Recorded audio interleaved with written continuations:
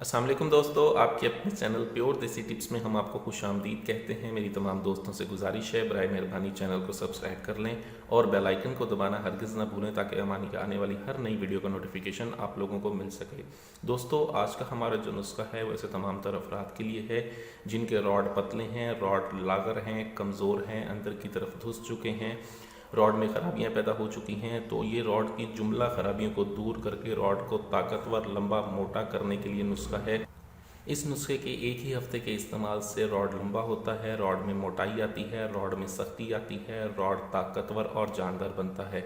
नुस्खा क्या है और कैसे बनना है, इसके लिए वीडियो को एंड तक लाजमी देखें और कोई भी स्टेप मिस ना करें। वीडियो को लाइक करिए करें, वीडियो को शेयर भी कर दिया करें और अगर इसके बारे में कुछ पूछना हो तो कमेंट बॉक्स में आप कमेंट करके हमसे पूछ सकते हैं। इस नुस्खे में किन किन चीज़ों का इस्तेमाल है और ये नुस्खा कैसे बनना है, सिर्फ 3 चीज़ों की मदद से ये नुस्खा बनेगा। बहुत ही बनाने में भी आसान है। अज्जा भी कोई ऐसे नहीं जिसको ढूंढना आपको मुश्किल लगे, आसानी से मिल जाने वाले अज्जा हैं ये। ठीक है, इसमें हमें चाहिए होगी खरातीन खुश्क मसवा यानी कि साफ़ सुथरी हमें खरातीन चाहिए होगी 50 ग्राम। ठीक है, उसके बाद हमें चाहिए जैतून का तेल 50 ग्राम, रोगने बादाम हमें चाहिए होगा 50 ग्राम। इन तीनों चीज़ों का जो है आपको खालिस मिलना बहुत ज़्यादा ज़रूरी है। तीनों चीज़ों को खालिस लें। अगर ये तीनों चीज़ें आपको खालिस मिल जाती हैं और आप इस नुस्खे पर मेहनत कर लेते हैं तो ये नुस्खा आपको 100% रिज़ल्ट देगा, इसकी गारंटी मेरी है। ठीक है, हमने करना ये है कि ये जो खरातीन है इसको हमने खरल में डाल के बिल्कुल बारीक जो है हमने मिसले सुरमा इसका सफ़ूफ बनाना है। मिसले सुरमा का सफ़ूफ बनाएं, इस पर अच्छी खासी आपकी मेहनत होगी क्योंकि इसके छिलके होते हैं। ठीक है, इसको रगड़ना जो है अच्छा मुश्किल खासा मुश्किल काम है, इस पर काफ़ी मेहनत होती है।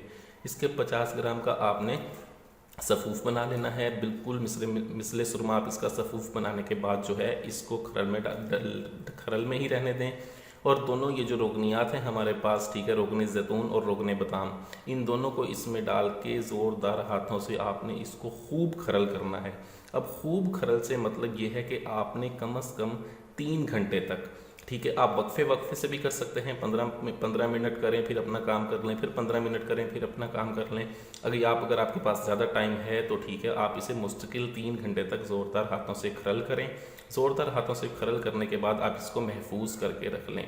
रोज़ाना 2 ग्राम इसकी जो है आप हफ्शा और सहवन छोड़ के 1 मिनट तक आपने मालिश करनी है। 1 मिनट से ज़्यादा आपने इसकी मालिश नहीं करनी।